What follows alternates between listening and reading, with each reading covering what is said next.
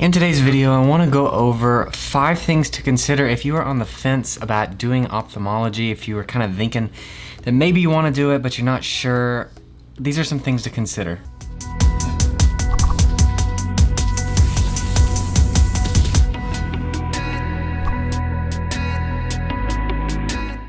What's up guys, welcome back to the channel. I'm Zach with Dr. Eyeball MD, and on the channel I am helping ease your path through medicine, through ophthalmology, sharing some things about my journey through medicine on the way to becoming an eye surgeon, becoming an oculoplastic surgeon. I am currently a 3rd-year ophthalmology resident about to start oculoplastic surgery fellowship.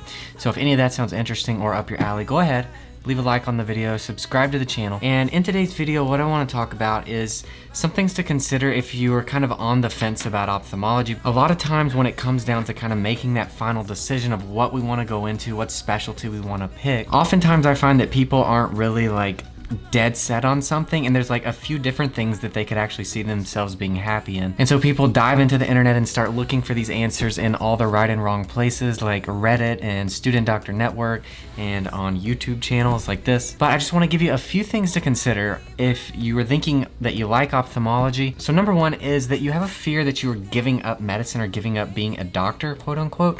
And this was something that I remember they talked about in the pre-medical ophthalmology meetings and things. It's like a concern on everybody's mind is that they felt like they were giving up being a doctor. You spend 4 years of medical school learning these things about medicine and the human body, and then if you decide to do ophthalmology, in a way you're kind of giving up doing any of that in a large extent for the rest of your career. It does come into play at times with the systemic illnesses related to ophthalmology and things, but by and large it feels like you're giving up the last 4 years of work that you put into medical school. And I actually had this worry, I had this fear as well, and I'll just tell you from being on the other side of it, being 3 years into ophthalmology now, I don't regret that in the slightest. While it is true that you actually do give up a lot of that, what you get back I feel like makes up for it tenfold, and just becoming a subspecialist, becoming like the go-to person for one very specific organ, and getting to do very niche, very cool surgeries in that subspecialty. I feel like it far and away makes up for any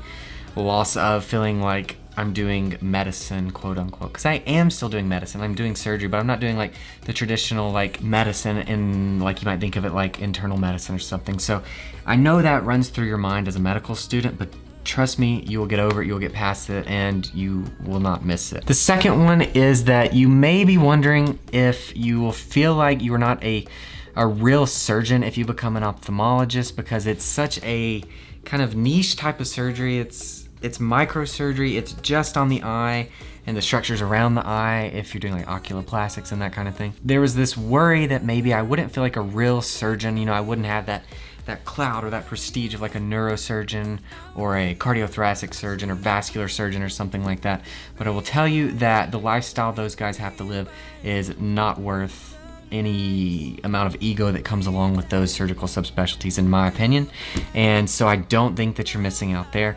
And I definitely think you are very, very much a real surgeon. And in a lot of ways, ophthalmology demands a lot more precision and a lot more surgical finesse than some of the other surgical subspecialties. Nobody outside of ophthalmology really understands what the heck ophthalmologists are doing when they operate. All your friends think that you do LASIK, and that's the extent of your surgeries if you're an ophthalmologist, if they're not in the medical field.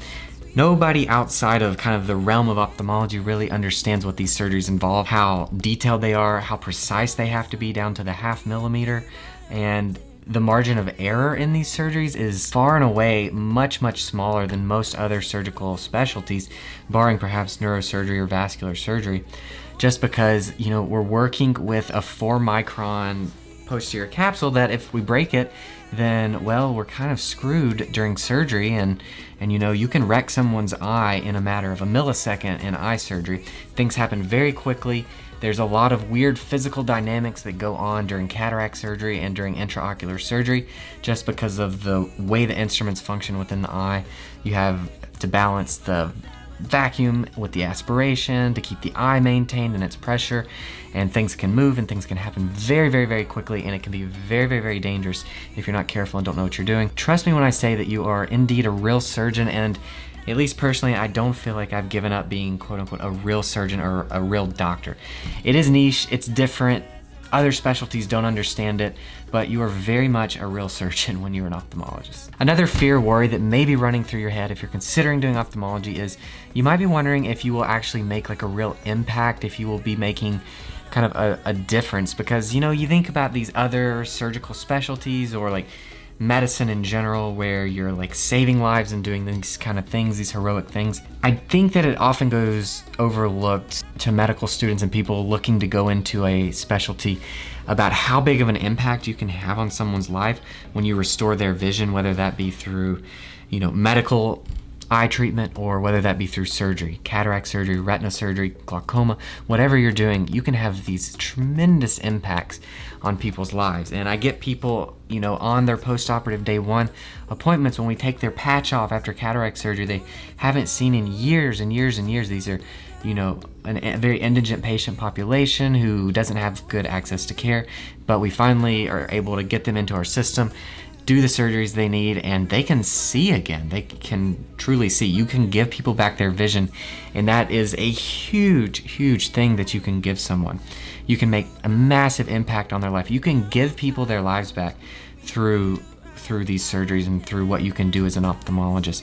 And so don't overlook the impact that you can have with ophthalmology, because it is true, it is profound, and I see it on a day-to-day basis. I see these patients sitting in front of me crying because they can see again, and so it's very, very real.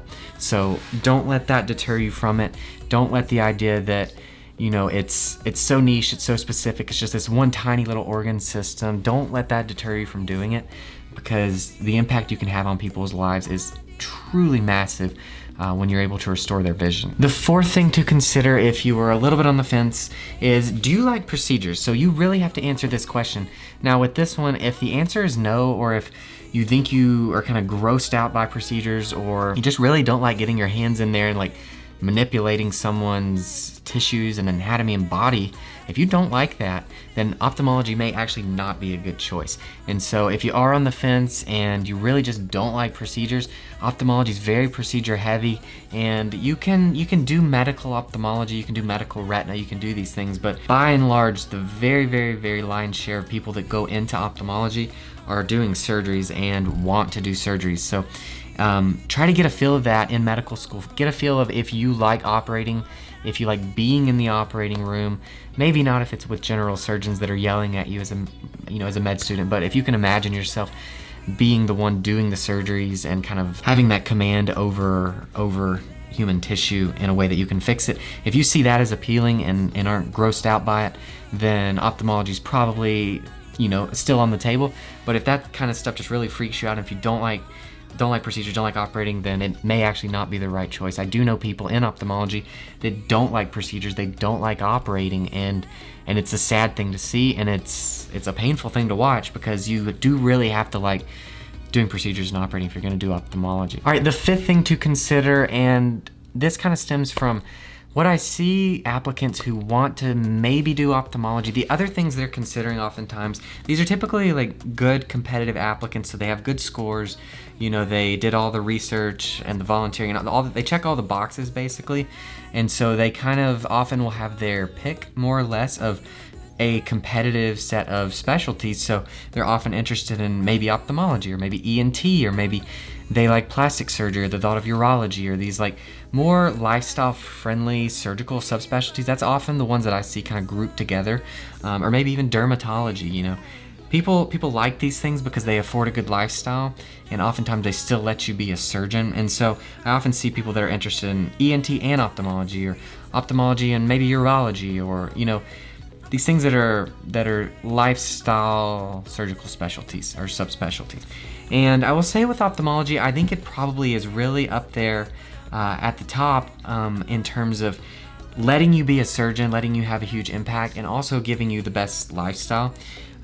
Just when you compare it to things like ENT, urology, plastic surgery, plastic surgery is probably on par with ophthalmology, I would say, with lifestyle, but probably a little more demanding, I would say, overall.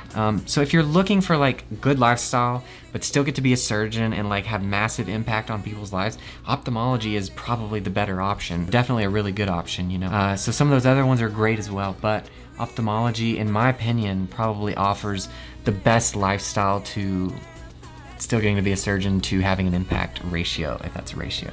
So don't let that deter you. Keep that in mind if you're kind of like at these branch points of liking those different surgical subspecialties. Ophthalmology is really up there with having lifestyle and still getting to do cool, awesome surgeries. All right, hopefully that clarified some of your like concerns or thoughts. If you're thinking about going into ophthalmology, maybe you're a little on the fence and you know, you're wondering some of these things, maybe that kind of guides you a little bit, at least from the perspective of somebody who's been in it for a few years. Hopefully I can dispel some of the fears that you have, because I know I had them at that time when I was trying to decide on a surgical subspecialty. And I will say that most of them were more or less unfounded, and I've been very happy with ophthalmology. So hopefully that helped, and hopefully that guided you a little bit.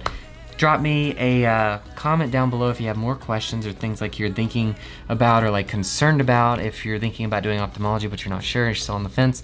If I didn't address a topic or a question, leave it down in the comments and I'll try to answer it for you guys. I hope you liked the video. I'm Zach with Dr. Eyeball MD, and I'll see you guys in the next one.